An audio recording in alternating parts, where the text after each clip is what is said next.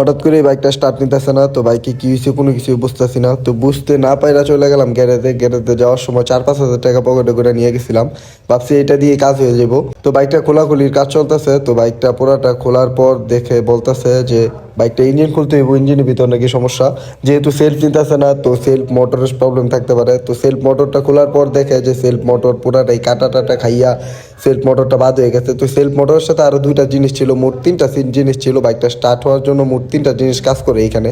তো 3টা জিনিসই আস্তে আস্তে ড্যামেজ হয়ে গেছে, একটা থেকে আরেকটা, আরেকটা থেকে আরেকটা, তো পরপর 3টা জিনিসই ড্যামেজ হয়ে গেছে। তারপর আমি আমার বাইকে বেনিবেলটা হাতে নিলাম, বেনিবেলটা হাতে নেওয়ার পর দেখি যে এইটার অবস্থা পুরাই হাল। যেহেতু বেনিবেলটা নিচ দিয়া বাংলাদেশ স্পিড ব্রেকারের যে অবস্থা, এটা নিচ দিয়া একটু পরপর ঘষা খাইতে খাইতে এটার রঙের অবস্থা খারাপ। তারপর আমি হাত দিলাম এই সাইলেন্সারের উপরে যে গার্ডটা লাগানো থাকে স্টিলের, এইটা খুবই বাজে একটা জিনিস। তো এটা লাগানোর পর কিছুদিন পর এটা কালার চলে গেছে, আর এইটা পায়ের এখানে বাজা যায়, ওইখানে বাজা যায়, বাইজা আর ওইটা কাইটা যায়। তো এইটা লাভের চেয়ে ক্ষতি অনেক বেশি।